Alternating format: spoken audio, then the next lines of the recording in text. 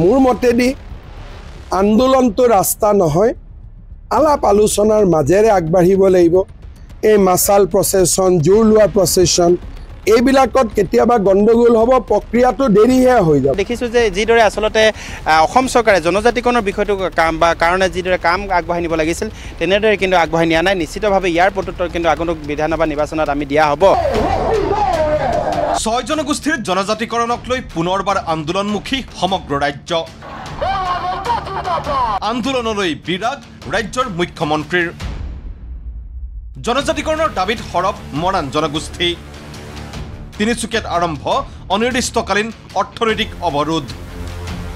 সভা পাতি সজাগতা সৃষ্টিৰ প্ৰচেষ্টা আহোম ছাত্ৰ সংগঠনৰ। তাৰ মাজতে পুনৰ মুখ্যমন্ত্ৰীৰ প্ৰশ্ন আৰু প্ৰতিশ্ৰুতি। বিজেপি নহলে কোনে আগবঢ়াব জনজাতিকৰণৰ প্ৰক্ৰিয়া? এই ক্ষেত্ৰত ইতিবাচকভাৱে আগবাঢ়িছে চৰকাৰ। বিজেপি নগলে জনজাতিকৰণ কেনেকৈ হ'ব? গভৰ্ণমেণ্ট দিল্লীত আছে বিজেপি, যদি মোদীজীয়ে নাহে জনজাতিকৰণটো কেনেকৈ হ'ব?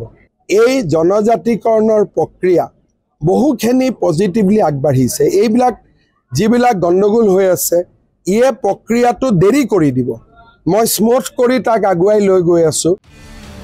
অথচ অতদিনে একেই ধৰণৰ চৰকাৰী আশ্বাস শুনি শুনি কাৰোৰে ওপৰত এতিয়া বিশ্বাস নাই মৰাণ জনগোষ্ঠীৰ।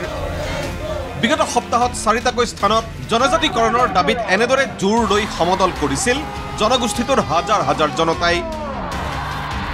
তালৈ চৰকাৰে ভ্ৰক্ষেপ নকৰাৰ পাছত সোমবাৰৰ পৰা তিনিচুকীয়াত অনিৰ্দিষ্টকালীন অৰ্থনৈতিক অৱৰোধ কাৰ্যসূচী ৰূপায়ণ কৰিছে মৰাণ ছাত্ৰ সন্থাৰ লগতে জনগোষ্ঠীটোৰ 6টা সংগঠনে,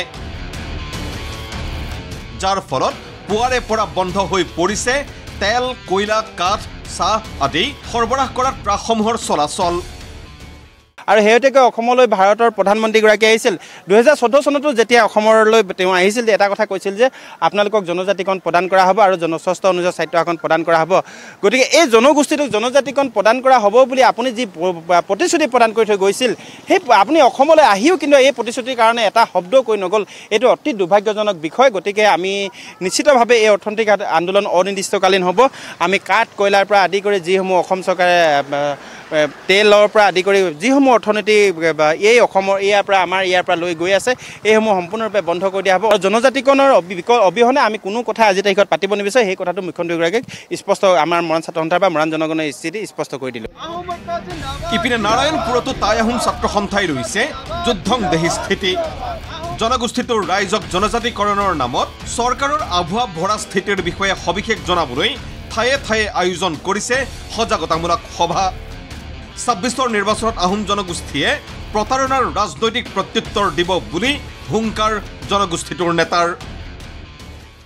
ৰাজ্যসভাত বিষয়টো উত্থাপন হোৱাৰ পিছতো কিন্তু লোকসভাত বিষয়টো গৃহীত নহ'ল।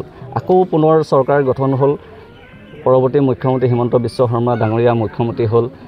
প্ৰায় 5টা বছৰ শেষ হ'ব হ'ল, কিন্তু বিষয়টোত বিশেষ গুৰুত্ব প্ৰদান কৰা আমি নেদেখিলোঁ। গতিকে আমি আন্দোলন প্ৰক্ৰিয়াটো অলপ সলনি কৰিছোঁ। আমি ৰাইজৰ মাজলৈ গৈছোঁ।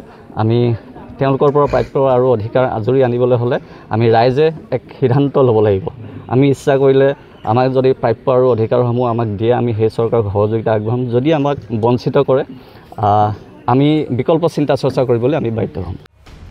সুযোগ বুজি কংগ্ৰেছেও উদঙাইছে বিজেপিৰ স্থিতি। জনজাতিকৰণৰ নামত বিগত 7 বছৰে কেৱল আলোচনাৰ নামতেই পাৰ কৰিলে বিজেপিয়ে।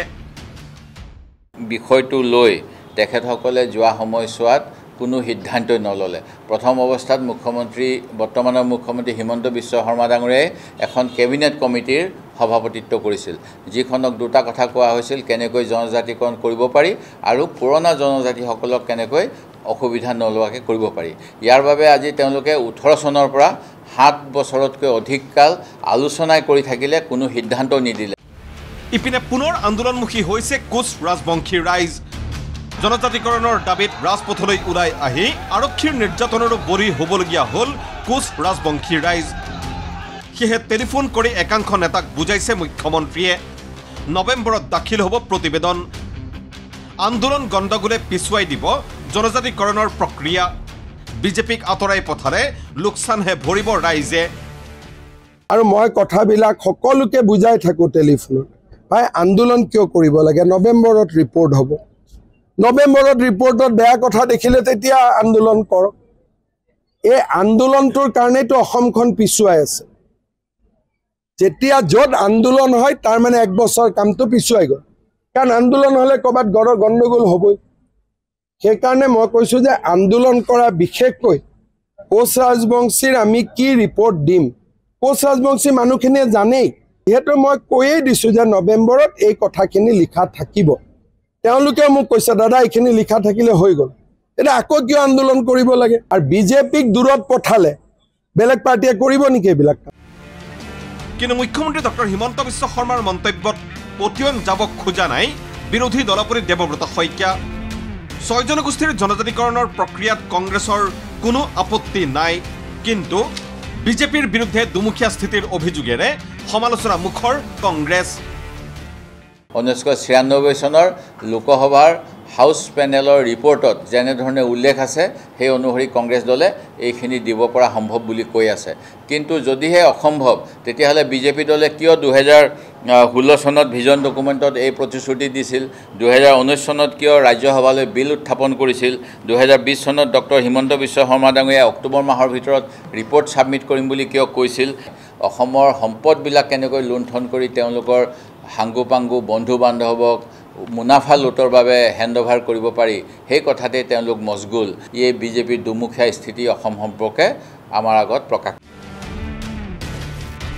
Bureau report ND24।